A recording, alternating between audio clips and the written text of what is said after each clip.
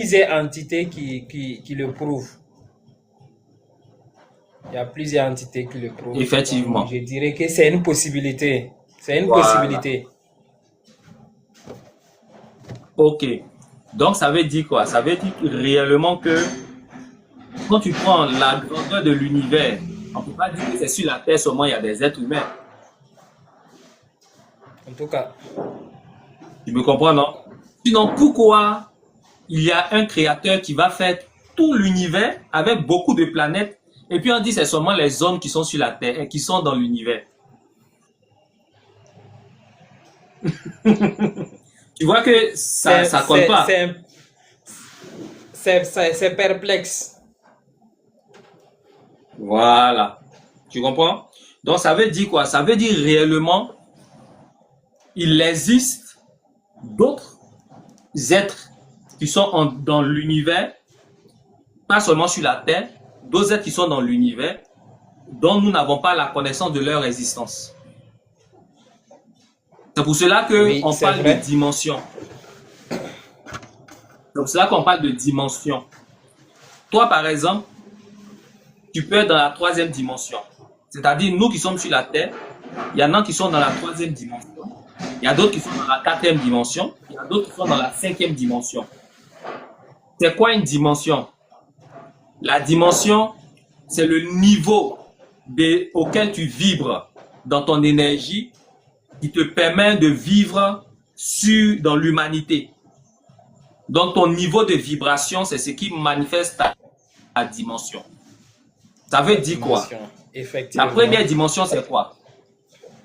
La première dimension, c'est quoi? La première dimension, c'est, par exemple, le monde minéral. Tout ce qui rentre dans le monde minéral, c'est le niveau 1. C'est la première dimension. Dans le niveau 2, Oui. c'est la deuxième dimension, c'est-à-dire le monde végétal. Tu vois? Ce que je t'explique là, c'est Oui. la science. Hein? Ça n'a rien à Oui, voir oui. avec spiritualité, dit non, je suis trop spirituel. Non, non, Le non, c'est la science. surnaturel, ni rien, rien, ni rien. Voilà. Donc, la science nous demande que la première dimension, c'est le monde minéral. La science nous demande que la deuxième dimension, c'est le monde végétal. La troisième dimension, c'est le monde animal. Tu vois? Donc, lorsque on atteint le monde animal, on parle alors des êtres humains et de tous les êtres vivants qui sont des animaux. Oui, oui. D'accord? Donc, tout être humain et tout être vivant en tant qu'animal est dans la troisième dimension. Maintenant, qu'est-ce qui caractérise la troisième dimension? C'est le fait de dépendre de quelqu'un, de quelque chose.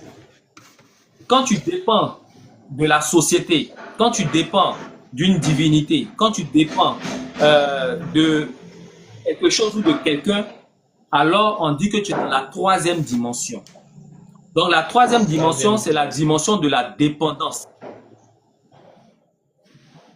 C'est la dimension de la dépendance. Donc ça veut dire C'est quoi? ce Tous qui ceux, caractérise notre monde, quoi. voilà, c'est ce qui caractérise actuellement notre monde, la troisième dimension. Maintenant, parmi nous, il y en a qui sont montés dans la quatrième dimension. C'est-à-dire, ceux-là, ils ont décidé de ne plus dépendre de qui que ce soit. Ils sont dans la quatrième dimension. Et ceux qui rentrent dans la cinquième dimension, ce sont ceux qui sont animés de ce qu'on appelle l'amour inconditionnel. Tu vois? Et pour la conscience humaine, il y a 4 dimensions. C'est-à-dire, toi, ta conscience, actuellement, on peut dire que tu es dans la troisième dimension, mais ta conscience a une dimension. Nous sommes régis par l'univers. Et ceux Oui. qu'on appelle les dieux, ils sont plus petits que celui qui a créé l'univers. Tu Oui. comprends? Tout ce qu'on dit Dieu, Dieu, tout ce que tu appelles Dieu, que les religions adorent là, ils sont plus petits que celui qui a régi l'univers. C'est l'esprit créateur il est en tout. C'est ça l'univers. Tu comprends? Donc, Oui, oui, je tu te as suis. ton corps. Toi, par exemple, tu as ton corps. Mais en dehors de ce corps-là, tu as d'autres corps. Tu as ton âme. Tu as ton corps éthérique, c'est-à-dire ton corps énergétique. Oui, oui. Tu comprends? Tu as ton corps bouddhique. Le mental Ok? Donc, tu as ces différents corps-là qui sont en toi. Donc, si aujourd'hui, par exemple, tu sors par ton nombril, on dit tu fais une sortie astrale. Tu comprends? Et aujourd'hui, C'est un on peu dit- fort, hein. c'est un peu fort. C'est un peu fort. Puisque moi, tous les corps que tu es là cités comme ça, là, moi, je suis au Mhm. courant de... Bon, ce que j'ai connaissance, c'est la chair d'abord, le corps physique, D'accord. et Mhm. mon esprit, l'esprit qui est là, l'âme. Mhm. C'est ça? Voilà, ça se limite à là. Et puis, il y a l'aura aussi qui est là. Voilà, donc ça fait comme si Ok. c'est trois. Voilà, les autres que tu cites là, D'accord. ça Donc, c'est un peu nouveau pour moi. voilà. Donc, je comprends ce que tu dis. Donc, ça veut dire quoi? Ça veut dire que dans la religion, on nous enseigne certaines choses, mais on ne nous enseigne pas tout. Où tu es assis là, tu es encore plus complexe que même, comment j'ai dit ça, la nature qu'il y a autour de toi. C'est-à-dire, tout l'univers est en toi. Je te donne un exemple. Il y a l'eau dehors, Oui, mais il y a l'eau dans ton oui, corps. oui, oui. Il y a la terre dehors, mais ton corps, c'est quoi? C'est de la terre. C'est la terre. Il y a le feu dehors, mais dans ton corps aussi, il y a du feu. Il y a le Tu feu. comprends? Oui, Il reste quoi? oui, Il oui. y a l'air dehors. Dans ton corps, il y a de l'air. Il y a bien de l'air. Donc, Oui, quand on dit connais-toi toi-même, on ne te demande pas d'aller fléchir genoux pour prier seulement, non. Cherche à savoir de façon scientifique qui tu es. oui. Tu me suis? Il faut que tu saches qui tu es. Parce que, est-ce que tu question pourquoi il y a l'air dehors et puis il y a l'air dans ton corps? Il y a l'eau dehors, il y a l'eau dans ton corps. Il y a la terre dehors, il y a la terre dans ton corps. Pourquoi? On ne se pose jamais la question. Tu comprends? Malheureusement, On on ne ne se se pose pose pas pas la la question. question parce que on nous a limités dans le fait qu'il y a Dieu et nous. On n'a qu'à causer Dieu. C'est lui qui contrôle tout. Or, Donc, toi-même, tu as tout ce qu'on a besoin, on peut le voir. tu comprends dans quoi? Mhm. Or, toi-même, tu te rends compte, tu es Dieu. Parce que tout ce qu'il y a dehors, c'est dans ton corps. Maintenant, quelle est la différence entre toi et puis un animal? C'est l'esprit. C'est que l'animal a la capacité. L'animal, il est. Oui, on dit l'esprit. Ça, c'est ce qu'on dit dans la religion. Tu comprends, non? C'est ce qu'on t'a enseigné depuis que tu es petit. Mais l'animal, là, si tu veux, vu son comportement, tu as l'impression qu'il a un esprit aussi, non? Il mange. Oui, Quand oui, il tu y a dis, certains va, animaux, il oui. s'en va, non? Il s'en va. Oui, Voilà. Mais la différence entre toi et puis l'animal, c'est ta conscience. C'est que toi, tu as une conscience. oui, oui, oui. La religion nous enseigne que pour pouvoir, quand tu pêches, on dit que c'est ton âme qui a péché. D'accord? ton âme est souillée, Oui, oui. ton âme va aller en enfer. Mais réellement, toi, tu es qui? Tu es ton âme ou tu es ta conscience? Question, hein? Question. Tu es ton âme ou bien tu es ta conscience? Moi, par exemple, je suis prêt à te dire que tu es ta conscience et non ton âme. Parce que lorsque tu descends sur la terre, tu descends sur la terre en tant que conscience. Et ça, j'ai déjà fait l'enseignement sur le compte, le psy. Tu descends sur la terre en tant que conscience. Et lorsque tu descends sur la terre pour prendre forme dans un bébé, dans un ventre d'une femme, on te donne une âme. Et ton âme, elle a 4 mémoires.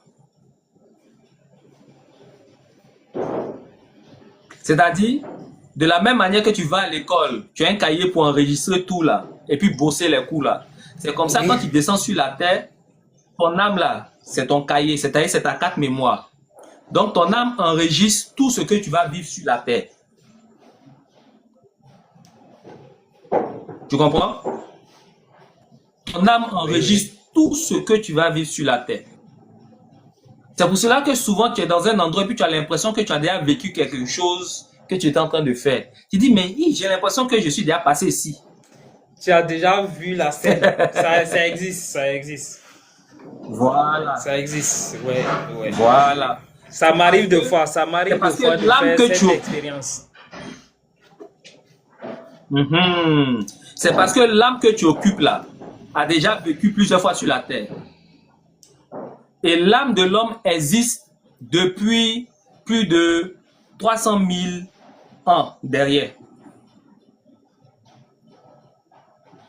Pourtant, nous sommes en quelle année? 2025. 2025, comme si ça fait 2000 ans que la Terre existe. La Terre existe, ça fait 5 milliards d'années, mon frère. 5 milliards d'années. La Terre existe, ça fait 5 milliards d'années. Tu vois? 5 milliards d'années. Et les livres saints disent quoi sur la création? Au commencement, la terre était informe et vide et tout ça, blablabla, que la lumière soit, que c'est comme ça le monde a commencé. Le monde a Mais ça apparu. fait 5 milliards d'années que la terre existe. 5 milliards d'années. Ça fait plus de 300 000 ans que l'homme noir existe sur la terre. Nous étions des dieux sur la terre. Mais qu'est-ce qui s'est passé? Qu'est-ce qui s'est passé pour qu'on soit des êtres humains qui mourront à cause de certains événements? C'est parce que il y a ceux qu'on appelle les Anunnaki, les reptiliens. Ils sont venus sur la terre, ils ont vu des dieux sur la terre, des êtres humains qui sont robustes et forts. Et quand ils sont venus, ils ont voulu tromper l'homme pour prendre les ressources minières. Ce qu'on vit actuellement dans le monde là, c'est depuis des milliers d'années en arrière que ça existe. Ça n'a rien à voir avec les pays français, les pays russes. C'est le système depuis des milliers d'années.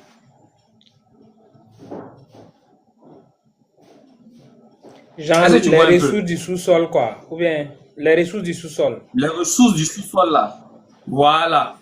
Depuis des milliers d'années, le monde, les extraterrestres sont descendus à cause de l'or. C'est ceux qu'on appelle les Anunnaki ou bien les reptiliens. Et ce sont eux qui sont dans ce qu'on appelle l'état profond. Ce sont eux qui gouvernent le monde actuellement. Que certaines personnes essaient de combattre.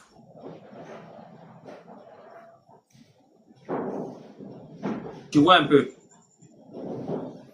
Oui. Je te donne un exemple. Comment ça se fait que dans la Bible, il est écrit que Dieu fit Adam et Ève. Adam et Ève, là, ils ont eu des enfants. Tous les enfants, ce sont des garçons. Oui, oui. Ça, tu sais ça. Maintenant, Oui. ils ont eu les femmes là où?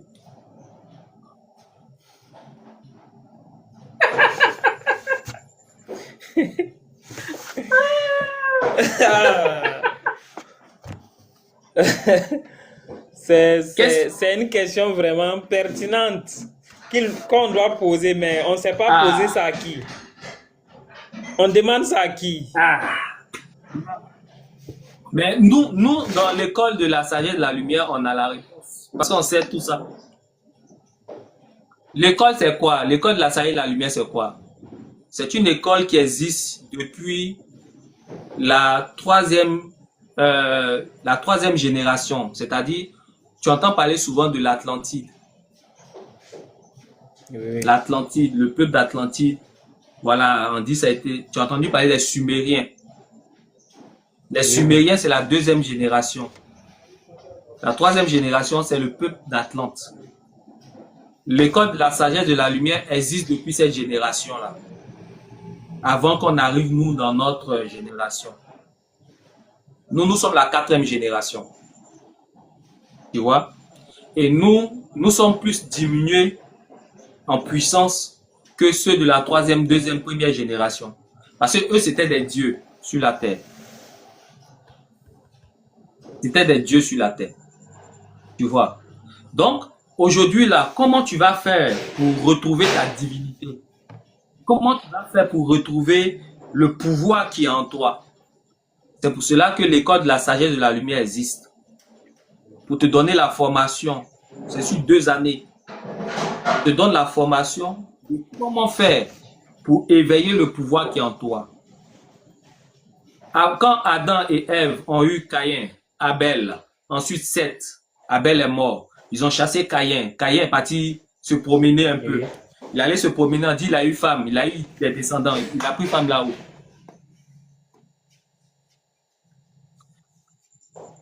Avant que les Anunnaki ne descendent sur la terre, il existait des êtres humains sur la terre. Et quand ils sont venus, ils ont vu que les êtres humains qui étaient sur la terre étaient trop puissants. Comme aujourd'hui, malgré qu'on nous a affaiblis, mais on dit pourquoi les Noirs là, en lance Corona, ça ne les prend pas. Ils ne meurent pas comme des fourmis. Pourquoi? Tu comprends? Tu vois un peu. Quelle que soit la maladie qu'on nous envoie, ça ne prend pas. On dit non, il faut qu'on tue leur descendance pour ne pas qu'ils puissent procréer. Mais depuis là, c'est pas nous on se multiplie. Bientôt, on va passer à combien de milliards d'habitants? Tu vois? Tout simplement parce que... Tu vois un peu? Tout simplement parce que on a une puissance qui est en nous, un pouvoir que les Anunnaki n'aiment pas. Et ils se nourrissent de cette énergie-là. C'est ce qu'on appelle le corps éthérique, notre énergie. Mais comment ils se nourrissent de ça? Ils ont réfléchi et puis ils ont dit, ah, on va faire une chose. On va venir, la manière que nous on descend du ciel et puis on vient, qui d'une autre planète on vient là. On n'a qu'à se faire passer pour des dieux. C'est comme ça. Quand les Blancs venaient nous coloniser, qu'est-ce qu'ils ont dit?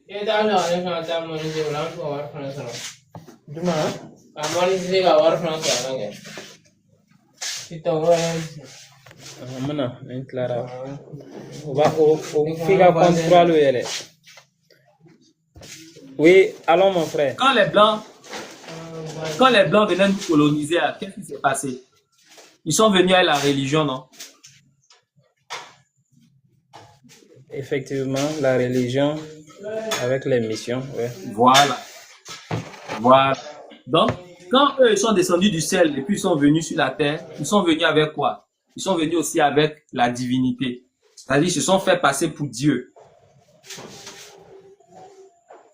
Tu vois? Ils se font passer pour Dieu. Donc, il y a 3 personnes. Il y a Anu, le père. Anu, il s'appelle Anu. Mais c'est lui qui se fait appeler Zeus dans le monde grec. C'est lui Zeus. Oui. Et puis il a ses 2 fils. Il y a Enlil, c'est lui qui se fait passer pour l'éternel des armées. Après, je vais t'envoyer le lien. Je ne sais pas comment je vais t'envoyer ça. Mais je vais t'envoyer le lien de truc, comment on appelle ça? Le lien du documentaire qui explique tout ça. Ils ont fait un film qui t'explique tout du début jusqu'à la fin. Quand tu vas D'accord, comprendre, tu d'accord. vas comprendre beaucoup de choses en fait. Donc, le père s'appelle Anu, Zeus, Dieu. Son fils s'appelle Enlil. Il est le chef de l'armée, donc il s'est fait appeler l'éternel des armées. Et puis son autre fils, Enki. Enki, lui c'est son autre fils. Lui il est bien, l'autre il est mauvais. Et ce sont les deux là qui ont créé Adam et Ève. Mais ils ont créé Adam et Ève comment? Par des modifications génétiques. Tu te rappelles qu'on dit que la science, l'évolution de l'homme, c'est selon la science de comment on appelle ça? Selon la philosophie de Darwin. Darwin. Darwin. Darwin, voilà. Darwin dit quoi? Que l'homme est parti d'un singe et il a évolué.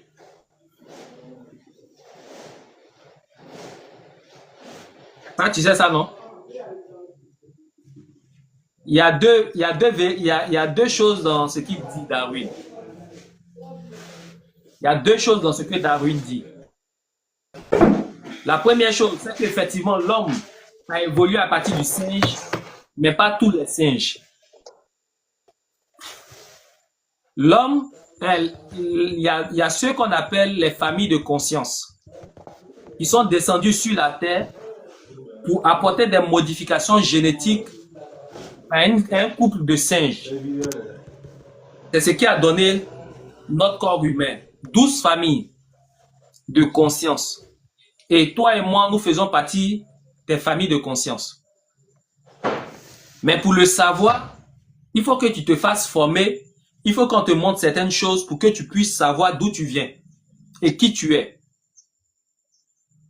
Tu comprends? Il faut que tu saches qui tu es et d'où tu viens. Donc, nous faisons partie de 12 familles de conscience. Quand ils sont descendus sur la terre, ils ont pris les singes, un couple de singes, et puis ils les ont modifiés génétiquement en leur donnant ce qu'on appelle les chakras.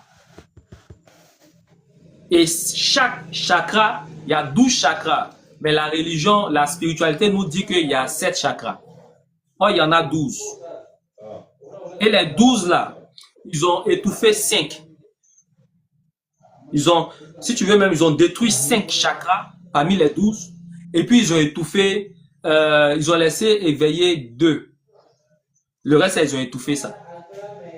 Parce que si tout est éveillé en nous, c'est fini. Tout ce que tu as décidé sur la terre va te réussir. Quand tu as vu un malade, tu as guéri le malade. On va devenir des dieux. Voilà. Tu comprends? Qu'est-ce qui fait de quelqu'un un dieu? C'est un pouvoir surnaturel qu'il a. Le C'est pour ça que j'ai dit au départ. Faire tout ce qu'il a besoin. Voilà. C'est pour ça que j'ai dit dès le départ que Dieu est un mot petit pour celui qui a créé l'univers. Parce qu'un Dieu, c'est une entité. Comme toi et moi, ça peut être un être humain qui manifeste un pouvoir. Comme on le dit, Jésus est devenu Dieu. Pourquoi? Parce qu'il manifeste un pouvoir. Tu vois un peu. Ou bien on dit quoi? Il est le Fils de Dieu parce qu'il manifeste un pouvoir. Donc si tu commences à manifester un pouvoir de guérison, il y a certaines personnes qui vont commencer à t'adorer. T'adorer, oui. Pourquoi non? Ils vont commencer à t'adorer parce que tu manifestes un pouvoir. Mais en réalité, tu peux manifester ce pouvoir. Mais il faut que tu puisses, tu vois, il faut que tu puisses t'éveiller spirituellement. Il faut que ta conscience puisse s'éveiller. Les amis, tapoter. Ce qu'il dit, c'est intéressant ou pas? On partage en même temps. Voilà, partager ce qu'on dit, c'est très intéressant. Il faut que tu puisses t'éveiller spirituellement. Il faut que ta conscience atteigne le niveau que tu as laissé avant de descendre sur la terre. Donc, tu es venu pour une mission sur la terre. Mais est-ce que tu connais la mission pour laquelle tu es là? Non.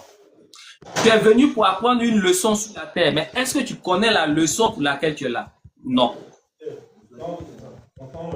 Et tout ça, on Il y a, l'apprend il y a cette dans la pensée sagesse de qui la me, il y a cette pensée qui me fait réfléchir. Il y a un pasteur béninois là, Ivan Castano. Mhm. Bon, je ne sais pas si vous êtes Oui, béninois, je ne sais pas. Il dit que les endroits les plus riches sont les cimetières. Parce qu'on n'a pas pu bien sûr. développer notre vrai pouvoir. Donc, on meurt avec. Donc, les cimetières sont les plus C'est riches. ça. Oui. C'est Puis, il y a ça. il y a des inventions qui n'ont pas été inventées, des projets qui n'ont pas été développés. Donc, les hommes sont Effectivement. morts avec les pouvoirs en quelque sorte. Effectivement. Mais ce qu'il dit même encore, c'est petit. Parce que réellement, ça c'est lié à la chair. Mais ta conscience même là, elle vit éternellement. Est-ce que tu sais que tu es éternel? Tu ne sais pas. Tu es un corps On ne sait pas. périssable, mais ta conscience est éternelle. Parce que ta conscience, comment je vais t'expliquer ça? Je te donne un exemple. Tu vois ce bout de papier là? On suppose que c'est l'esprit créateur. C'est l'énergie universelle. Tu comprends? C'est la conscience cosmique. Lui qui a régi tout l'univers là. On suppose que voilà sa dimension qui est là, dans son entièreté. Maintenant, toi, tu es qui dans lui? Te voilà ici. C'est-à-dire, tu es une particule de celui qui a créé l'univers. Tu comprends? Oui, oui. Mais quelle est la différence entre les deux? C'est que Tout tu ce es qui est petit ici, et voilà, lui, il est immense. Mais tout ce qui est en lui est en toi. Voici qui tu oui, es. oui. Tout ce qui est en l'esprit créateur est en toi. Donc, ça veut dire quoi? Tu es identique à lui dans ta conscience. C'est pour cela, quand tu fais une mauvaise chose, tu dis, mais ma conscience me gronde. Et dans la religion, on te dit quoi? On te dit, non, ta conscience, c'est la voix de l'esprit qui parle en toi. Mais toi, tu es ton âme. Mais c'est faux. Tu n'es pas ton âme. Tu es ta conscience. Si tu ne fais pas un avec ta conscience, tu vas penser que toi, tu es pécheur et que ta conscience, c'est la voix de Dieu qui parle dans ta tête. C'est vrai. Or, ta conscience est pure. Donc, tu n'es pas pécheur. C'est pour cela, dans la sagesse de la lumière, dont on dit que le péché n'existe pas. Le réel péché qui est réel dans l'univers, c'est les 7 péchés capitaux. Les 7 péchés capitaux. L'orgueil, l'égoïsme, la haine, la méchanceté. C'est ça, c'est ce qu'on appelle des péchés parce que c'est rattaché à tes émotions. Quand tu es méchant là, c'est pas parce que tu poses des actes, mais c'est parce que toi-même là, en ton fond intérieur, on dit que tu es mauvais. Tu comprends? En ton fond Oui, intérieur, oui. on dit que tu es mauvais, tu es méchant. On dit, le gars, il est orgueilleux, il a eu un peu d'argent, c'est fini quoi. On peut plus respirer. Tu vois? Donc, tu es l'univers. C'est pour cela quand on prend le schéma scientifique, comment j'ai dit ça? Je ne sais pas si je dois dire holographique de ton cerveau, tu as l'impression que tu es dans le ciel. Parce qu'il y a des neurones, il y a tu vois les synapses, les neurones, c'est full comme ça. Tu as l'impression que tu es dans l'univers. Oui, oui. Tu comprends? Donc, tu as la capacité de développer en toi le pouvoir divin. Mais quand tu pries un Dieu, un Anunnaki, un reptilien, ils bouffent ton énergie parce que eux, ils se sont séparés de l'univers cosmique, de l'énergie cosmique. Ils se sont séparés. Ils se nourrissent de la chair, du sang et de l'énergie des autres. Or, toi et moi, nous sommes connectés à la source. Donc, quand tu pries une divinité, automatiquement, tu lui donnes ton énergie. Et toutes ces divinités-là se trouvent où? Dans le monde astral. Donc, il y a 2 niveaux de spiritualité. Il y a deux niveaux de spiritualité. Il y a deux niveaux de spiritualité. Il y a la spiritualité à partir du monde astral. Et puis, il y a la spiritualité à partir des dimensions que je t'ai citées. L'évolution naturelle de ta conscience. Donc, quand les Anunnaki, les reptiliens sont descendus sur la Terre, ils ont occupé tout l'espace, même le monde astral. Or, c'est dans le monde astral que sont stockées nos âmes, nos 4 mémoires. C'est pour cela, tu prends un homme de Dieu par exemple, il dit il prie au nom d'un Dieu, d'accord? Il représente un Dieu sur la terre. Mais quand il va dans le monde astral, là, qu'est-ce qui se passe? Là-bas, il a accès à toutes les âmes, les 4 mémoires. Quand il rentre dans le monde astral, il peut te dire que hier tu as fait ceci, hier tu as fait cela, hier, voilà. Ta maman est telle, ton papa est tel. Il a les révélations et puis il te donne. Et puis toi, tu es stupéfait, tu dis, mais tout ce qu'il dit, c'est la vérité. Mais c'est parce qu'il est connecté au monde astral. Donc, pour sortir de la 3e dimension, tu dois te déconnecter du monde astral. Tu dois te déconnecter des divinités. Et puis maintenant, tu vas commencer à marcher selon la dimension de ta conscience, en restant connecté à la source d'énergie universelle. Comment tu sais si tu es connecté à la source d'énergie universelle? C'est que chaque matin, quand tu te lèves, tu te sens revigoré. Chaque matin, quand tu te lèves, tu te sens revigoré. Si tu te lèves le matin que tu es fatigué, il faut savoir que